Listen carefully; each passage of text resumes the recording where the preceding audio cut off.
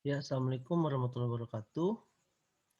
Nah, di sini saya akan menjelaskan terkait dengan peningkatan keterampilan dasar teknik instruksional ya, pekerti, ini jilid 2, UPG dan Untirta ya. Nah, di sini untuk melengkapi penugasan pekerti, saya akan mempresentasikan terkait dengan penyusunan bahan ajar dan rubrik penilaian. Ini pekerti 2021 ya, dari Prof. Dr. Ahmad Syihabudin, MSI. Apa sih tujuan dari penilaian penyusunan bahan ajar itu? Pertama, untuk memahami tekniknya ya. Kemudian peserta dapat juga memahami pengembangan evaluasi rubrik penilaian. Pokok bahasan teknik penyusunan buku sebagai bahan ajar. Kedua, tahap pengembangan penyusunan buku sebagai bahan ajar. Kemudian lembar evaluasi bahan ajar. Yang keempat, rubrik kriteria penilaian. Nah ini ya, jadi untuk menyusun bahan ajar dan rubrik penilaian ada 2 tujuan dan 4 pokok bahasan. Nah ini teknik menyusun buku bahan ajar ya. Sebelum membahas secara teknis tentang penyusunan bahan ajar, ini perlu dipahami tentang materi perkuliahan ya. Kemudian ada National Center for Competency Based Training tahun 2007 untuk membantu dosen dan guru melaksanakan proses belajar. Kemudian jenis bahan ajar ya, bisa bahan cetak, audio, visual, multimedia ya. Juga bisa menggunakan proyektor, laptop, website, media sosial dan banyak lainnya. Nah, ini bahan ajar yang paling relatif mudah adalah bahan ajar cetak. Fungsi bahan ajar dibedakan menjadi 3 ya. Ini ada fungsi bahan ajar klasikal, ada individual dan ada kelompok ya. Kemudian karakteristik bahan ajar ini pertama ada self instruksional ya. Kemudian yang kedua ada self contained, self alone ya, berdiri sendiri, adaptif, user friendly. Nah, jenis bahan ajar ini, pengelompokan bahan ajar dilakukan dengan berbagai cara. Ada 5 jenis ya, seperti foto, diagram, display, model. Ada bahan ajar yang diproyeksikan seperti slide ya. Kemudian bahan ajar audio, bahan ajar video, dan bahan ajar media lain seperti komputer based media atau hipermedia. Nah, di sini juga ada 7 jenis bahan ajar. Ada yang cetak, ada yang display diam yang diproyeksikan, ada yang audio yang dihubungkan dengan visual, ya, ada yang kayak model televisi, rekaman, dan ada bahan ajar komputer based tutorial. Kemudian juga ini jenis bahan ajar dikelompokkan menjadi 4 ya, ada bahan ajar cetak, teknologi, praktek atau proyek, dan bahan ajar untuk keperluan interaksi manusia seperti telepon dan video conference. Nah, semua ini bahan ajar ya. Jadi berdasarkan berbagai sudut pandang ahli ada 2 kelompok, cetak dan non cetak ya. Kalau cetak itu buku, modul, lembar kerja. Kalau non cetak ini bisa dikembangkan dari video, audio ya, dan overhead transparency. Nah, ini buku ya. Buku ini disusun dengan menggunakan bahasa sederhana untuk membantu pembelajaran. Ada 4 jenis ya. Buku sumber, buku bacaan, buku pegangan, dan buku ajar.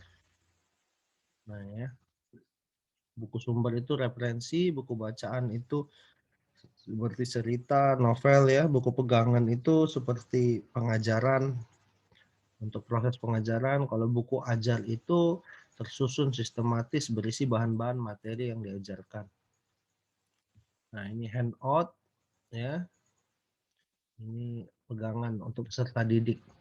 Modul, nah modul ini untuk belajar mandiri ya, biasa dipegang oleh tiap pelajar. lembar kerja peserta didik LKS ya, ada juga modelnya untuk memuat materi ringkasan dari apa yang akan dipelajari.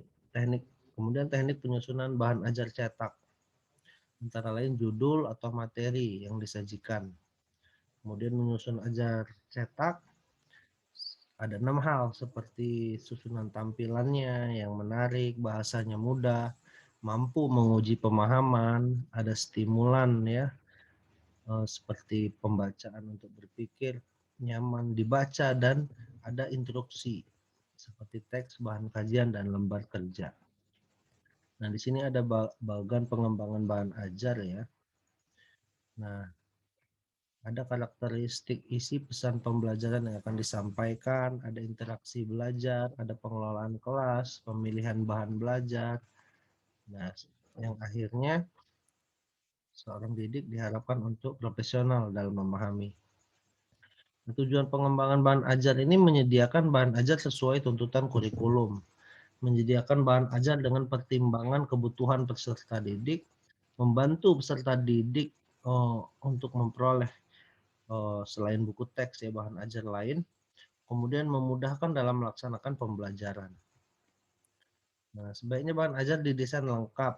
Nah, ya, bahan ajar dapat berperan sebagai bahan mandiri, bahan ajar dilengkapi dengan tujuan, latihan, tes, kunci jawaban, ya, umpan balik, dan pustaka. Kemudian prinsip pengembangan bahan ajar ini ada yang relevan ya, sesuai. Kemudian juga ada yang konsisten ya. Misalnya harus dikuasai 4 macam ya, meliputi 4 macam bahan ajar. Kemudian yang cukup edukasi ya, cukup memadai, tidak boleh terlalu sedikit, tidak boleh banyak. Langkah memilihnya ini mengidentifikasikan dengan rujukan, kemudian jenis-jenis materi, kemudian memilih bahan ajar yang sesuai, dan memilih sumbernya. Nah, di sini ada cakupan isi bahan ajar ya. Pertama, pengetahuan yang terdiri dari fakta, konsep, prinsip, prosedur. Kemudian juga keterampilan ya, kemampuan ide, memilih, menggunakan bahan, menggunakan alat ya. Yang ketiga ada nilai sikap ya, sikap kebersamaan, kejujuran, kasih sayang, tolong menolong, semangat kerja, minat belajar, dan mau menerima pendapat orang lain. Skup atau ruang lingkupnya adalah keluasan dan kedalaman. Secara luasnya menggambarkan berapa banyak sih materi yang ada dalam bahan. Nah, kemudian secara kedalamannya, seberapa dalam konsep itu dipelajari dan dikuasai mahasiswa. Nah, urutan belajar, ada pendekatan prosedur, ya langkah-langkahnya, ada pendekatan hierarki, urutannya ya. Kemudian teknik penyusunan ajar, di sini ada 4 ya, buku ajar. Karakternya, sumber materi ajar, referensi, disusun sistematis, sederhana, dan terdapat petunjuk. Nah, di sini ada buku ajar keamanan sosial. Isi penyajiannya, ya, peraturannya, isi buku ajar juga ini harus sesuai kurikulum. Tujuannya sama, memiliki nilai kebenaran sesuai perkembangan iptek dan dalam luasnya sesuai. Ya. Nah, cara penyajiannya ini ada yang teratur ya, ada yang di tahap sederhana, mudah, saling memperkuat, menarik minat, menantang, dan sistematikanya sesuai dengan capaian. Bahasa yang digunakan juga harus Indonesia ya, kalimatnya juga harus matang, ada istilah-istilah simbol yang dapat mudah dipahami, menggunakan transliterasi yang telah baku ya. Kemudian ilustrasinya harus relevan dengan buku, tidak mengganggu antar paragraf, merupakan bagian terpadu, jelas, baik, esensinya untuk membantu peserta didik dalam memahami konsep. Nah ini ya, memang buku ajar ini harus detail. Sistematis penulisannya, langkah-langkahnya menyusun RPS dulu ya sebagai acuan buku ajar. capaian pembelajarannya, tujuan yang ingin dicapai, kemudian menyusun outline dari pendahuluan ya, deskripsi, capaian, petunjuk sampai kompetisi prasyarat. Kemudian bagian isinya ada judul topik, ada uraian, ya, ada materi, ada kesimpulan, tugas, evaluasi, serta kunci jawabannya ya. Bagian akhir ada daftar pustaka, glosarium ini daftar singkatan kata ya, indeks, lampiran, biografi penulis, lengkap buku ajar, ada cover, lembar persembahan, kata pengantar, daftar isi, sama ya seperti buku-buku lain.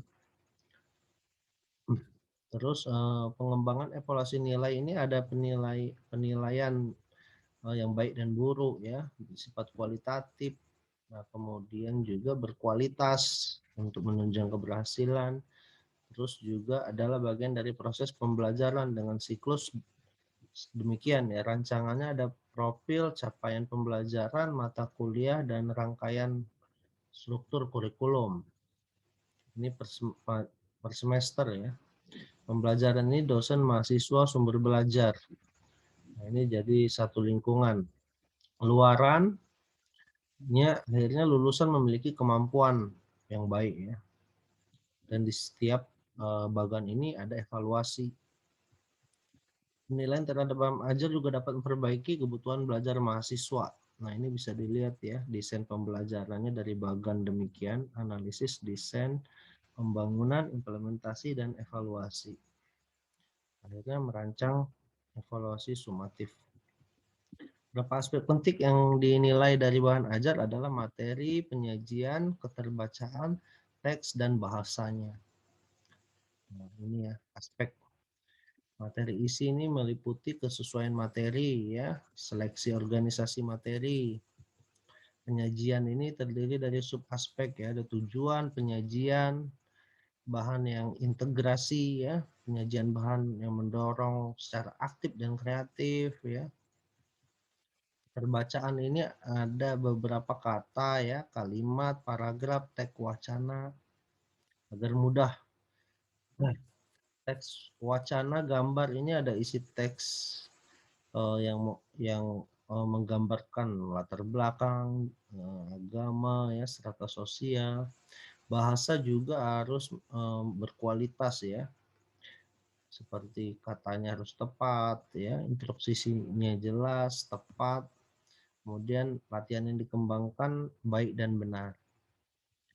Nah, tata nilai dalam pengembangan bahan ajar ini ada memperhatikan motivasi belajarnya, kesesuaian materi yang diberikan, mengikuti urutan yang benar, ada informasi yang dibutuhkan, adanya latihan praktek, dapat memberikan umpan balik, dan tersedia tes ya untuk pembelajaran, dapat diingat dan ditransfer.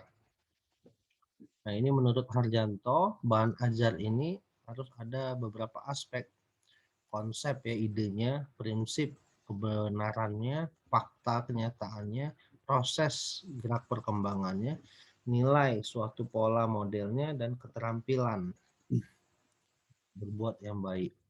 Kemudian validasi kelayakan bahan ajar ini bisa dengan uji coba, penilaian, dan uji terhadap skor hasil.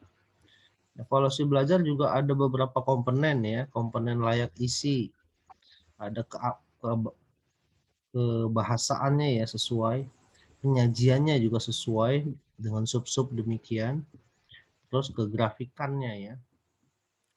Kemudian ada variabel dalam evaluasi juga bisa dilihat. Nah, ini ada lembar evaluasinya ya, bisa dilihat nih variabel-variabelnya. Nah, jadi nanti tinggal dilihat apa sudah valid, indikator-indikatornya ya. Dilihat dari setiap variabelnya ada beberapa indikator yang harus dipenuhi. Nah, itu jadi setelah melakukan penilaian perlu diperhatikan untuk mengembangkan kembali bahan ajar.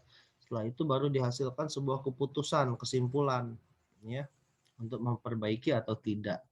Ini juga ada evaluasi ya untuk ratingnya ya, dari tiap indikator ini tinggi, sedang, rendah, dan dikasih komentar.